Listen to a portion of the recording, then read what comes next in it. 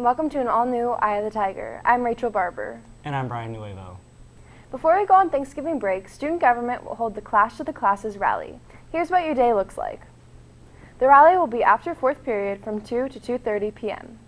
When the School Accountability Report Card for the 2016-2017 school year is released, RHS will receive a good rating for campus maintenance and facility rather than the exemplary rating the school has received in past years. We go to Cam Majano with more. Thanks, Brian. I'm out here in the staff parking lot where the rainy season has created what the RHS community calls Lake Roseville.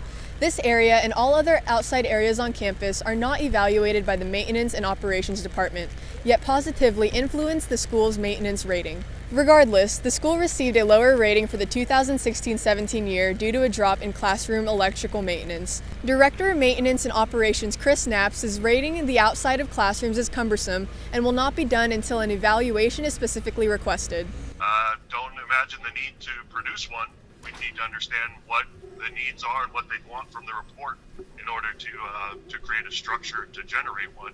No one's requested one. We constantly evaluate our facilities and walk grounds and maintain our grounds to the best of our ability, but no one's ever requested a specific report. RHS Principal David Bird believes that it's important that the report is published in order for schools to remain transparent with the public. It's state mandated because I think there's a lot of schools that probably wouldn't put that information out there, and you should be required and held accountable to make sure you're public with some sort of assessment of your school. That includes facilities, that includes student learning, that includes all the things that go into the school accountability report card.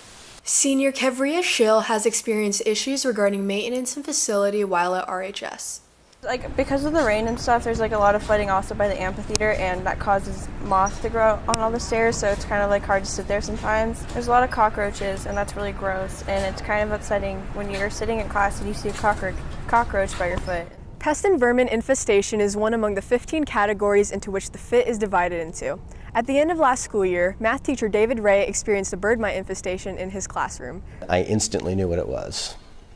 This happened one time before, about 10 years ago. I love the room that I teach in, but one of the quirks about it is it has the perfect little eaves for birds to nest in. And so instantly when I saw it, I said to myself, this is a repeat of what happened about 10 years ago. Because the FIT report is just a snapshot of the school's maintenance on a particular day of the school year, Ray's bird mite infestation will not be represented by the report. Back to you, Brian. Thanks, Cam. For more information on the FIT report, read the full story in this week's paper. We now go to Dom Taylor for sports. Good morning and welcome to this Friday's edition of EOTSN. I'm Dominic Taylor. A Roseville High School student is finding a new way to channel her athletic drive after an injury put her high school sports career on hold. We go to Carly Duggar with more. Junior Erin Butler was a part of the volleyball program for 2 years before an unexpected setback led her to attempt a sport she had long been receiving pressure to try. I got injured playing volleyball the last season, so I had to stop early, and then my dad has always wanted me to try rowing because he thought it would be a perfect sport for me, but I never had the time to, and so then once I was injured, I was capable of rowing and doing that motion, so I gave it a try and I fell in love with it, so I stuck with it.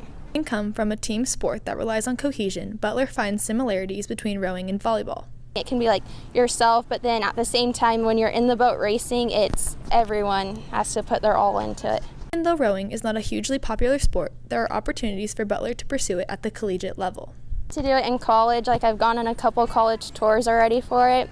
I would love to continue it after high school. In other sports news, the CVC All Sports Competition, which compiles the record of every sport for every school into a points-based ranking system, has finalized the rankings for the fall sports trimester. Currently, Roseville sits in 5th place in the league with 33.5 points, boosted by the strong showings by the girls' tennis team and boys' water polo, and Roseville as a whole is 13.5 points behind the first place team, Whitney. And that's it on your home for Roseville High School sports, top plays, breakdowns, and more. Eye of the Tiger Sports Network, EOTSN. Have a blessed Thanksgiving, and we now go over to entertainment. Thanks, Dom. I am here on the set of Almost Maine, this year's fall play, which is progressing into its second and final week of performances. I had the opportunity of seeing Almost Maine last Thursday, and as I always am, I was blown away by the cast, costume, and set.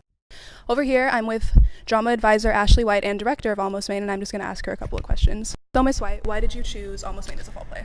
I chose Almost Maine because it's a great show. It's super funny, very sweet, has a large cast, but also the students really wanted it.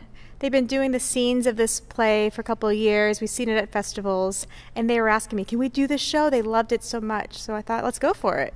And what can audiences expect when they come to see it? Audiences can expect a really sweet, delightful, charming show that's funny, that has some moments of heartbreak, but it's a really great night of entertainment.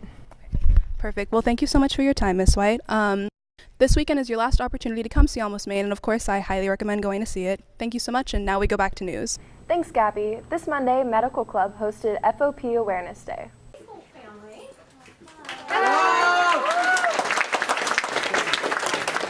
Science teacher Erin Granucci recently held an event promoting FOP, Fibrodysplasia Ossificans Progressiva. During the event, a presentation was held and led by FOP survivor Corey Casebolt and mother Sarah Casebolt.